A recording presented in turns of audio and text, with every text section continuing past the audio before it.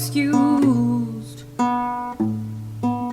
'Cause you're always late, overweight, and totally rude, honey. Recording in progress. Okay. Welcome to the Creatively Unworthy Podcast. How come your voice changes when you do that? You go from "Hello, my name is Christin" to "Welcome, I'm a hobbit. I'm a homosexual." Because I'm a trained performer. What did you just call me? What? The guy, Oh God. imitation of that known, homosexual advocate of the hobbits. Of the hobbits? I don't know. Larry. Are you saying I sound homosexual? Never mind. The way I introduced this podcast? Oh dear. Well, on that note, okay. Never mind. It's just always nice to have an official starter, instead of just like let the people wander into some mat. But your voice changes into this, like I'm Gandalf, but in the welcome to Duffeldorp or whatever the hell. Oh my God. I don't know how to take that. No. I think he's saying you sound nervous when you get on the podcast, so you change your voice a bit. Your voice changes. Your voice changes. Yeah. I thought I was actually entering into a game show? No, not a game show. Oh my God, my mind's gone totally blank. Clearly. With a guy and he goes the magic and he goes through the door and it's and Hodor? I sound like Hodor? Okay, guys. Guys. Stop. You need to stop. You know what you sound like. Wait, I don't think he's trying to be antagonized. No, I'm not trying to the be difference between welcome guys to a podcast. No, and welcome to a podcast. No, that's great. I love it. Out while she pushes record. Oh, I can't figure it out. You can. So this is us, or this is the end with Seth Rogen. This is a movie. Yeah, and they have all these catchphrases, and so I was using one of his catchphrases, but it doesn't work now because I can't remember the name of the guy that he was doing it for. It doesn't matter. So Seth Rogen said, "Hey, you really sound like a homosexual." No, he didn't. No, I didn't. That was one of his catchphrases. No. If I could think of the name of this book, oh my God, I cannot believe it's okay. Harry Potter, please. Yeah, Harry Potter. Harry Potter, and the old guy that plays Duffeldorp. Yeah, Dumbledore, the wizard. Dumbledore. And he sort of talks like that. That's what I was trying to say. Well, Seth Rogen thing, they talk about him, and then the other guy that's got white hair that was the old guy in the where the hobbits are running around. Yeah. Anyway, Lord of the Rings. Oh God, that's what I was trying to think of. He's a homosexual. So Seth Rogen says, who's this known homosexual advocate? And so I thought it would be funny, but when I have to explain it and go through 3 different books to get to one thing, it's not worth explaining. Never mind. I like your introduction. Hello. Yeah, clearly. Hello, my name is Christin. I'm here. Hey, I am happy to be here too, guys. Despite all that. And I've also on my after a glass of wine and an old fashioned, which I've never had in my life. Old fashioned? I like old fashions. I've only had it once, so but I liked it. Sugar water and bourbon. Anyway, I'm celebrating a creative, unworthy event.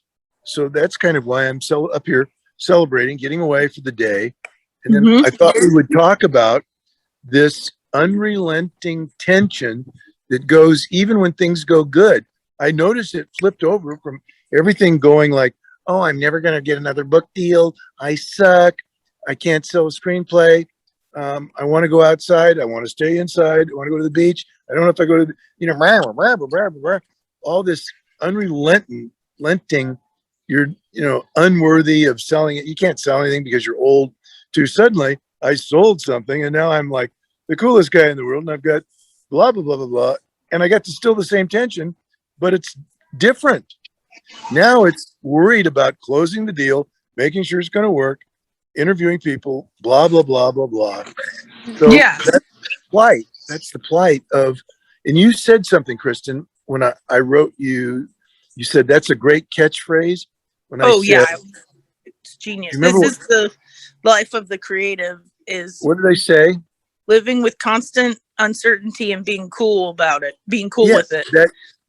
That's the theme of this podcast. Living with this uncertainty and be cool with it. Because here's the deal. I'm old enough to know this because I've had a lot of success. And as soon as I get the success, the uncertainty flips over to a different realm. It goes from, I can't do this, I'll never do this again, to now I've got it. I hope I can do it right. I wonder if they're going to pay me. What time are they going to pay me? Is he going to pay me now? Is he going to pay me later? Did I ask the right? What do you think? And it's just like there's this feeling of all I can say, it's unworthiness. It's a feeling of at any minute somebody can just pull the rug and go, "You suck. We're going to go get the real writer. We get the real writer." Yeah. And that's what I'm going through for the last week. This, I'm all excited. I got this deal. And also, while this was going on, my excitement contagiously went to my co-writer for the screenplay, and we sent that in to his agency. And I thought, well, I'll just look up oh my God, our literary agent represents like the Queen Gambit, almost any major television show they're representing. Yeah. Marvelous Mrs. Mabel, or remember that show? Yes, they represent that. They represent the Marvel. How'd you know that? I checked it out. Oh my God. Yeah. And so I'm going like, wait a minute. What is that? I've gone from being total loser. You were not a loser before. It's all about perception. In my mind, thinking, hopefully, because Kristin's so successful, maybe she'll give me a job where I can like sweep up the office or sweep up her room, maybe clean up the backstage, maybe, take the cat out, maybe, I don't know, clean the car. Uber driver. I could be an Uber driver. Oh my God. My latest shtick was, I know what I'll do. I will get a FMA master's degree from Stanford. I'll do Stanford. I need to go to Stanford. I want to be able to say I've gone. And then I thought, you know what I could do? It's only $30 to register. That way, if somebody calls me up, I could go, oh yeah, I've graduated from the University of Utah years ago, but I'm actually enrolled in the Stanford. They haven't accepted me. I'm probably not going to take a class, but I spent $35 to get enrolled. Oh my God, that's so funny. But it's like, no, this is what somebody who lives with unworthiness their whole life constantly does. Yeah. Deep down, we know at any minute they're going to go, oh, what? You got that guy? That guy sucks. That guy doesn't even have, that guy doesn't even have. Wayne's World. We're not worthy. We suck. We suck. So I even thought how last night I watched one of my favorite all-time movies called Uncle Buck. Wait a minute, where they go in the telephone booth back. Bill and Ted's Excellent Adventure. Bill and Ted's Excellent Adventure, and there was a line in there that Bill said, the little one said, when these guys were going to beat him up, he goes like, "We're totally weak." They're with Billy the Kid in this bar, and these guys are going to beat the shit up. He goes, "No, wait a minute, you guys, you don't realize we're totally weak." And I thought, what a great catchphrase line. Because my whole life, no, I'm totally strong. I'll fight you even twice my size. I can take a punch. And because that's that unworthiness. I've got to stay and fight. Yeah. But now I want to go like, when I was back in the old war, I was totally weak. But I really wasn't. Yeah, no, I don't remember that. Okay, it doesn't fit. Never mind. You were like the toughest man ever. At least Never mind. But on the inside, you could feel like. Enough about me. Now let's talk about what I did. Yeah, if Dad ever felt weak or insecure, he never showed it, which was impressive. It always made me feel really secure. That's So good. good job keeping up the illusion of security, for for your kids while they were growing, because that's huge. If a parent shares too much with their child early on, it's too much pressure for them to deal with. So thank you for that. Well, one of the things John told me long ago, not talk to Christin about what's going on too much. It's okay. I did a little bit, but I didn't, because you got your own freaking life. You don't need, you got your mother's life. You got Booby's life and Jim's life and everybody. Last thing you need is your dad going like, Christin, I don't even have to tie my shoes. Next time, I do not have to tie my shoes. So take a hike. Shoe tired. You can call me with that and I'll just suggest Velcro. No, but Christin, this is a statement about Christin, Rebecca, but she has been my total confidence. Like I created it like this hero angel. I don't know the way to. Doesn't mean that you have to be that way 24 hours a day, but when I have a problem, the first person I turn to is Christin. And I don't turn to her like solve it. What do I do? And she reflects back on me things I've told her over the years. I can't remember because I'm so freaking unworthy. My mind goes into a blank. So I think the lesson here, takeaway, is you should have an advocate in your camp. Because I'm Christin's advocate. Never has a problem. Seldom has any problems anymore that I. If she's thrown in jail, I'll get up at 3 a.m. and I will make sure to get her out. That kind of thing. I can't picture Christin in jail though. I don't. It's probably not going to happen now, but back in the day, it might have. No. Oh yeah. But you're so peaceful. So I've never been arrested. I've never been arrested. Okay. But not just thrown in, but not just arrested, like hundreds and hundreds of miles away arrested, that kind of thing. But that's crazy. Not crazy, Beba. That's crazy. I didn't know that's cool. Yeah, I'm a different. Not cool. Nobody go to jail in the audience. Well, the point is, Chris and I share this amazing. Not just the fact she's my daughter. That's like common every day. Oh, here's my daughter. Here's my father. Here's my mother, father, blah, blah, blah, blah, blah. But this relationship is based on this I don't know what do you think, Chris? Well, it's because I knew how hard you had it growing up, and so when the tables finally started turning and where I could be of service to you, it was like no question in my mind. I was like, I know your total history, so who better to be a sounding board than me? My financial stuff, and I got to tell you guys, I negotiated a hell of a deal, and I did this like almost on instincts, and knew exactly what to say and what to write, but I still wanted to call up Chris to get her approval. You know what I mean? Like I need her.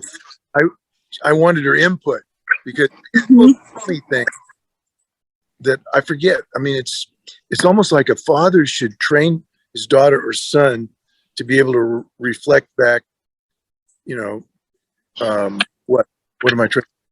Like advice, wisdom, insight. Because you can't remember wisdom when you get like suddenly somebody thrusts a bunch of money on you or takes away a bunch from you. Your mind goes into a panic. Yeah, survival mode. Yeah. It's Survival mode. And I noticed that tension is the same going in or going out. It doesn't matter. It's the same feeling. Yeah, that makes sense. And it's very clear that you guys have like a really good bond. Like, I don't know, just from like texting with you guys go back and forth, and I'm like, that's cute. Yeah, I talk to Dad more than I talk to anyone in my life. Really? Even more than Adam. That's her husband, by the way. That makes me feel so good. Yeah. So, He's he's very introverted at his core. Adam is. So he doesn't need a lot of pep talks or any kind of talks, Yeah.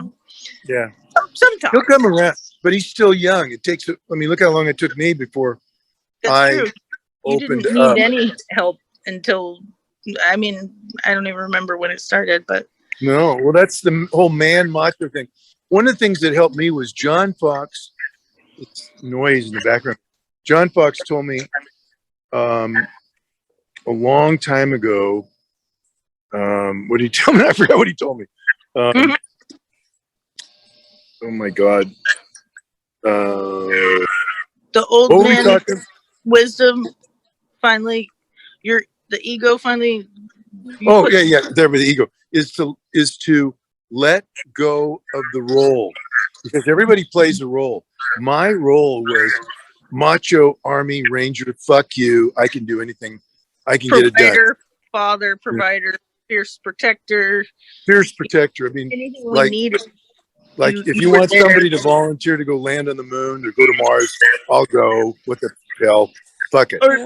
Or just simply going 2 hours to pick us up one way. Yeah. And 2 hours back every weekend. Like every very weekend. consistent. And not even complain. No complaints. Just do it. There was a lot of complaints, but there was a lot of complaints. But it was about complaints about your mother, not you. Yeah. In traffic. It was about traffic. Well, there was a lot of traffic. Okay, there was a lot of complaining. Never mind. Okay. It's all right though. That's we funny. made it fun. But I think, what John told me, and one of the things was, let go of the roles. And what that means is we all play these roles, but sometimes we get stuck in the role. Like I was stuck in I'm the hardcore Vietnam vet. I don't need anybody. They screwed me over. I came back, they screwed me over again. And I figured pretty much everybody's going to screw me over. So I'll take what I can and whatever. So once I let go of that role, see what happens when you have a role, it keeps people from knowing who you are. Like my role was hardcore Army Ranger, blah, blah, blah. So one day, Robert Grassmere, my friend, and I were talking, I said, I don't feel any different about this journey that we're on. I don't feel any different. And he goes, somehow that triggered something. He says, well, I guess it was about me talking to new people or something. He goes, here's what I've noticed. Ever since I've known you, within 5 minutes, anybody that you meet will know that A, you were a Vietnam vet, B, you were an Army Ranger. And then we're like, oh my God, ew. Wow. Ew. Are you serious? No, I'd slip it. And here's what I discovered I was doing. I judge other men on if they've been in combat or not. And I don't care if the guy's a fucking Hell's Angel with a great big tattoo that says, I want to eat shit and die. I'll go up to him and go, you're a nom. And if he wasn't, then he's a wimp. No. I remember, Dad would call him out. He'd be like, oh yeah, what infantry? Where? Yeah. What year? And they I was terrible. You never asked me if I was a nom, Larry. You're too young. Young to be a nom. But you know what I'm saying? You don't know that. And you're not a man. But it was so embarrassing that I was doing that I started this in Vietnam when Robert and I were traveling there. My big test was, we were in this restaurant and this guy introduced himself and he told me that, he was in Iran he was in the Army in the 82nd Airborne. And I had to literally almost bit through my lip not to tell him I'd been in the Vietnam and I was in the Army, because I would immediately do that because that's what guys do. But I just your identity. I just listened to him and let him, because he doesn't care if I was in Vietnam or not. I mean, maybe he does, maybe he doesn't. But the point is, no one ever was allowed to get near me because I would put up the I was in Vietnam story. And so many guys I know, if you go and you look at my Facebook site, it's different than any of your girls' site. Mine has about 8,000 Vietnam vets on it. And not that I want it, it's just that they, because of the books and all that stuff. But here's the one thing I've noticed. Their pictures are all back in 1969, 68. My pictures last year. My pictures brand new, no uniform, no, ears around my neck, no machine guns. Nothing. You put that armor down. You put that armor down, and you've replaced it with a more well-rounded human being. Openness, which means I'm open to listen to about your life. I have to. This is embarrassing for me to tell you this, but I'm really starting to realize, like, okay, I'm going to talk about a woman's boobs just for a second, and this isn't a sexist thing. But I've just lately I've been thought about, my God, they have to go through life with those things. I've never thought about that. I mean, that's a simple thought that men want to just see them, but a simple thought. Let alone a period every single month for 7 days straight. Don't even start on that. I can't. I'm just talking about the physical uncomfort. I'm talking about a woman with big breasts. Yeah, like Dolly Parton back problems. Oh, back problems, guys looking at you, guys hitting on you, guys trying to touch you, guys doing this. And I was just thinking from a woman's point of view, and I just thought, oh my God. Nothing. Guys' balls are hidden. It's not like they're out on display. Like, like we can't I'll tell you around it. They're like there, If guys, I'd say male attention is worse than like back pain, just because like, I don't know. It makes you want to gain People weight and hide away from the you world. don't want staring at you. It's like, what do you even do? You can't even. It's not like illegal to be creepy. It just makes you uncomfortable for like it is X amount of time. It's way more illegal now than it was when I was growing up. I used to get catcalled all the time, and it was scary. It was like scary.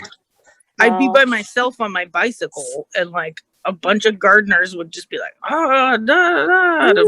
Finally, I'd turn around and I'd be like, shut the fuck up. Like, but then, like, this is in a good neighborhood too. It's not like any neighborhood is safer from sexual harassment. Like, it's just, it's no joke. Plus, the physical back pain is just ridiculous. And then eventually, you just want to like mask yourself and hide all that. So you wear baggy clothing, you put on weight. Hopefully, I won't get that kind of attention anymore, especially if you've been attacked or assaulted. It's 10,000 times worse going out in public. You're just like I want people to respect me and the way I look, but I don't want them to do what they used to do. It's maddening. It's really, that's a good topic, actually. Good job. Well, and you can't, and it's not like you can say, Dad, these people harassed me, because she knows back in the day, if anybody said, I show up with a machine gun. I'm aware of it. What was your rank? Why do you think whenever I learned this from my dad, whenever someone tells me someone's assaulted them or something, I go, you tell me their name right now. You give me their first and last name and where you last knew they lived, and I'll get some guys together and we'll go out. We'll make sure he never fucking forgets not to mess with it. Like, and I'll just like go off, because that was the fierce provider routine, I guess, that came out. Like when you wanted to protect us or whoever, you got real fierce. And so I learned how to do that from you, which thank God I did, because I'm alive today. I did that. That started. I beat a man up one time on Hollywood Boulevard. I threw him into a taxi. What? Big, huge dude. Dang, WWE, Christin. Trying Christin, do not fill me up on the street. And I warned him. I said, you need to stop. You need to stop. And there was all these taxi guys around watching, and he wouldn't stop. So I threw him physically into the side of a taxi, and it knocked him out. And the taxi guys just laughed. Like, and I was like, yeah, thanks for your help, dicks. Like, what the fuck? Yeah. Oh my god. Ugh. And see, women aren't supposed to do that. They're not supposed to protect themselves. But I No. wanted. I was very sheltered growing up. Like, I feel like I didn't get catcalled too much or any of that, but like, I also didn't get like, I don't know, I don't have any skills for like if I'm in danger because If you did get catcalled, you Yeah. have the skills to break it. yeah, because I'm Well, like I get nervous and non-confrontational and like Let me give you one shy and skill. quiet and Let me give you a skill that'll always work. If somebody starts to move towards you, you look at them, you go, "Hey, what are you doing? Stop. What's up with you? Why are you doing that?" You yell in their face, and because it's a trance, and you Mhm. break their oh, trance. citizen. So part of what we talk about in this podcast is this being unworthy is a trance. Well, there's lots of trances. And Yeah. one of the trances is when like a predator comes at you, the prey goes into a trance. And sometimes it's to protect, like, Shut I mean, down I've seen, mode. yeah, I've seen, like, when we used to fight each other in the army, we would practice beating each other up. Yeah, that's what I'm saying. Practice beating each other up. So when No, you we do did. beat each No, other it's up, like No, it's you know where to you would train with pugil sticks to fight each other and knock each other down. And some guys would literally get on the ground and just roll over to try to protect. And you were supposed to keep beating them until they got up, till they protected themselves. Because some people's strategy is just to go into a Mhm. ball, which has never been my strategy. But I Neither- didn't want Kristen to have that strategy. I developed a That makes slightly sense. different strategy when I was living by myself in Venice Beach. Mhm. When a crazy person would approach me and start yelling, I'd start talking to myself right back, just yeah, you as told me that. intense. I would mimic their insanity, and like they don't get off if you're not freaking out. So Yeah. I freak out in the way they're freaking out. So it kind of takes away the power of it. I'm like, You I broke don't the got trick. any money. You got some money? You- I need $1 too. Give me a fucking $1. Like I just Yeah. give You it right broke. back. You reframed. You broke the trance. It's called Yeah. the term is pattern interrupt. Pattern Mm. interrupt. So you interrupt the pattern. So some guy starts walking towards you and he thinks he wants to fight you. You go, "Hey, stop!" You yell at him, and that one thing can break Mhm. it enough for you to get away. Mm-hmm. Because Some- you don't That's want to really fight interesting. somebody that's bigger than you are. You want to get away from them. Plus, if you just start screaming, they're gonna run. Like nobody wants a attention like that when they're trying to attack. That's another pattern interrupt. Yeah. Mhm. And plus, walk with your keys in your hand, like with your keys out, stuck between your fingers, like this, and just like I can show you some moves. Plus, I took Taekwondo, Tang Sudo, like karate. We took all those things back in the day, so I thought I was pretty tough. But none. I've never really used any of the self-defense stuff, except when I had to. Yeah, I guess I have actually a bunch. Never mind. I take that back. I have. By the way, I Blocked just moved into my room, Kristen. This is where I'm staying tonight. It's beautiful. Is Room that high in the animal mountains. skin on the wall? What is that? A goat? Yeah. No, I think it's somebody's cat. Oh my Oh. god! It's so small. No, I don't know what it It's a fox. It's The a fox. fox. I think Fox it's a cat. fox. Oh, A fox that cat. makes a lot more sense. That is like You- something somebody would. Also, you said that's so cool, Kristen. You were like, "Yeah, I could teach you some moves." I'll teach you some Dude. moves. Yeah. Take a beer sip, looks off into Oh, the yeah. distance. This isn't what the That's podcast good. is about, but yeah. Yeah. Wah! Yes, it is now. Plus, this is a weapon. This if you broke this over someone's head. Okay, Forget Kristen. about dude. Yeah. Also, if you smoke, you can burn someone in the face. It's Oh always my a good god. one. Okay, Chris, we need to Jeez. change the subject. Because All right. Oh, hold my on. I'm mom gonna. did teach me this one thing that if a guy's like on you, you could really hurt him by like pushing their nose bridge like this. Yeah. Yeah. Like. But see, here's the thing. People will Eyeballs. tell you these things, Rebecca, but you have to practice them. It's like Kristen took karate or taekwondo. What did you take? I forgot what we had you take. But any martial arts is worthless. A martial art is worthless unless you practice it. You know. Yeah. Mhm. Yeah. So somebody can say, yeah, I can hit somebody's nose. But the minute you start to come at me like that, if I just step to the right or left, your strategy is no longer valid. I mean, is no longer effective.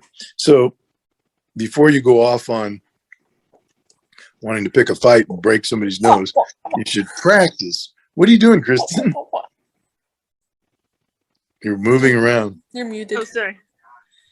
I was trying. There's a lot going on here. Hold on. Oh, well, Sorry. I don't want to stay too long because I've been going all day long. I started at 5:00 this morning and I drove up here to look at properties. Where are you? Oh, At wow. the Groveland Inn? I'm up by Pine Lake and Groveland, Groveland, It's on the way to Yosemite. I'm 26 miles from Yosemite. Yeah. Oh. Which is Yosemite's beautiful. I heard Yeah. it's gorgeous. Oh my God, it's totally, you got to go there. If you haven't been there, it's one of the most beautiful places in California. But I thought it'd be neat to own a property up here. It's kind of isolated, Kristen. Huh? It's kind of isolated. Like the town is really small. There's a couple of coffee shops, but there's no theater, no movie theater. There's no, I don't know. We'll just see. I'm going to keep looking. Hey, I say call this just a vacation because you've been in Santa Cruz for forever. Like, I mean, it's nice to get out and get some fresh air. Yeah. I mean, this is the first time I've spent money to get a nice hotel room, where just to break away. Celebrating. You finally huge breakthroughs.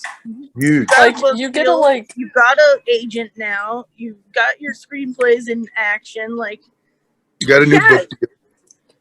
You should take some time for yourself and enjoy the victory. Sent me like a list of things that you should do when you're doing goals, and one of them was like after you finish something, like enjoy it for like a while, like do nothing. Like you put that on a list that you sent me, so but it's true. But so many times, what, Kristen? I was telling Dad to protect his joy. Remember to protect your joy. Because some people don't like when we get happy because they're used to us being down, morose, frankly. Like, and they can always feel better when they talk to us because, at least they're not as depressed as us. But like when you're happy, the reactions, spectrum of reactions, but ultimately it's like protect your gross, joy. Yeah. What was great was me sharing I got a book deal. I'm not going to go into the financial thing, but it was what the person offered me an amount like way more than I thought. That's like old school amount, which was great. But suddenly the amount was so big that I started getting nervous that it wouldn't close. It wouldn't happen. But still the first person I called up was Kristen. Or the only person I called up was Kristen. And then Logan. Of course, Logan wanted to know. Actually, I called you. Yeah. And then Logan wanted to know if I was going to pay off his college loan. And I go, Logan, Jesus Christ, let me just for a second. Hey, Dad, I just remember you owe me money. Oh my gosh, it's funny you say that. One of my friends, close friends, I told about that, and they're like, "Oh, great! So Dad can pay you back, right?" And I was like, "For what? All that? Anything that Dad has owed me is." It's what are you even talking about? Like it's not up to you, and we're good. Like anything otherwise Dad would have paid me back if I told him I needed him to pay me back. And I've, if I've done in terms of pay me back gifts and stuff, think how many thousands of dollars we spent on, I spent on like rehab, all that stuff. So there's if you need some, it's never a payback. I don't like that term payback because that sounds like being indebted to somebody. Yeah. It's like you can't just do something nice for somebody. You have to owe them. It can't just be like a gesture. Kristen has helped me, but then I help her too. I mean, it's both. I mean, nobody keeps score on that, but I don't even know where that would come from. Yeah. No, I mean, if we wanted to, I could go back pay hours of therapy talks, but Well, come on. okay, of We're not- course. that wasn't the point. The point is like The point is what when you owe people me, find Larry. out. Dude, yeah, nothing. When people find out what The money. point is when people find out that you have money, they instantly, even if it's not about them, they instantly go, "Oh, so are you going to get something from it?" And I was like, "What? No, I'm good. Like I don't need anything. Dad doesn't owe me anything. We're good. Like No, I owe that's you not. my- You don't owe me anything. That wasn't Hey. the point of owe you me my bringing life. it up. It was like a ugh feeling when my friend Oh. said that. I was like, oh, Yeah. like That's kind of a toxic mindset to think too. Yeah. Like, then what if they Like, come what do into I money? get? It's like, Well, then, and yeah. and let me be in defense of Logan. He was jokingly saying that. Yeah. oh, I He bet, was- yeah. Yeah. Serious. Yeah. Yeah. He wasn't serious. He was just, Yeah. like, He was He like, said, oh, haha, well, if you- Dad. if you sell that screenplay, then you pay off my student loans. And I said to him, yeah, then give me your master's degree and your teaching credential and every other goddamn thing you got. Plus I want 4 years. Shaking him down. Yeah, I want 4 years of running around that campus up there. People forget. Yeah, but we don't keep track. No, Yeah, we don't yeah, keep track. Actually, we all keep track. It's all in the Yeah, back of our minds. definitely. Yeah. I keep I track was of just every. thinking. Well, I mean, now we're on this topic. What do you owe me? my Okay. Well, Well- actually, you've kind of got like an unpaid internship in production and writing I because guess. I mean, Dad does technically, I would writing. owe you for helping me with writing, Larry, being like Dad's got my the writing. teacher. Mhm. Well, If anything, I mean, like, I've damn. never even thought about that because look what your dad has done for me. And he's never asked for a penny. He doesn't, Aw. I keep trying to say, wow, I mean, the VA should pay that. He doesn't even try. I mean, I think he enjoys the fact that helping. he's helping somebody, Yeah. Thank goodness it's me that he's been helping. And now, I He's don't, definitely that kind of person. Like, He's it's that kind very of person. admirable. and He's so's a your good mom. Dad. So's your mom. Yeah. Yeah. You've got some good folks there. And Dad, Aw, you spot thank it, you. you got it. You spot it, you got it, Dad. Like, that's Yeah. my favorite saying is like, if And you like- can spot a good quality in someone else, it means you have it in you. Otherwise, Yeah. you wouldn't know what it looked like, And if anybody owes anything, I do owe you $1,000, but because you sent me the $1,000 for that property or something. I don't think I ever paid it back to you. See, this is what I'm talking about, though. If I cared, I would have remembered Oh, and written it down and had it on my thing. But like, well, in my mind, my down payment on the place I'm staying at is yours. So when I get that back, then that goes back to you. I never told you that, but that's the way I think. Because you're the one that provided it, say. Aw. that's awesome. Yeah. I've totally forgot about that. Okay, well, never mind. Never No, mind. now I remember. Damn it. Now I remember. You could have gotten away with it, Larry. Yeah. Me and my big mouth. Yeah. But the thing of it is, like trying to buy this property. One of the reasons why I want to buy something is so that Christin can come up and put her fairyland that she wants to create on Yeah. a piece of property I need without some land for that. anybody- It's perfect. without anybody giving her shit about it. And I can just go like, okay, she owns the back 40. Let her go for it. This is the fairyland. The Yeah, magic make forest. a fairyland. It's called the magic forest. Okay, our magic forest, whatever. Fairyland. Christian's fairyland. Meanwhile, Logan will be growing weed out in the front lot, where Yes. doing something of practical nature. Hemp Oh, products. Hemp products. yeah. Yeah. There is a Yeah. forest sector, like a Hey, farm that makes sector. money. That makes money, though.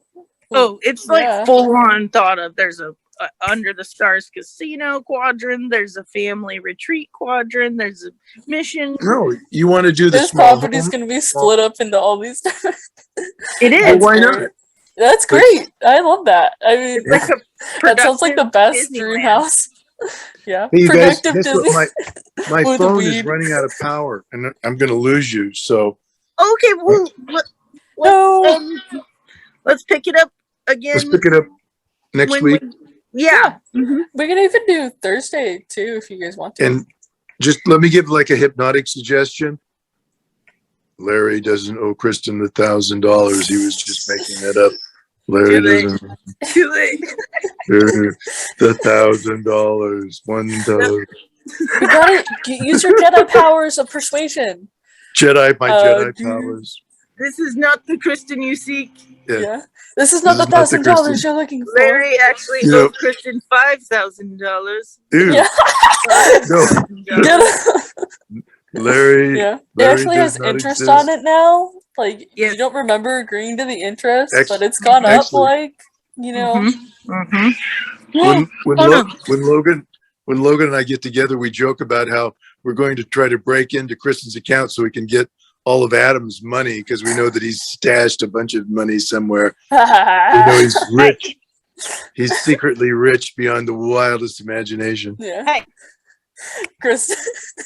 No fighting. Yeah. No fighting. Who's fighting? Sorry, these wild animals just started fighting in the backyard.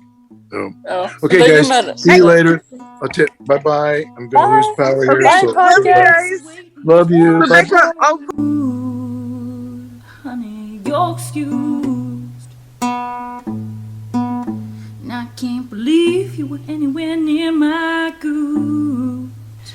Oh, Lord.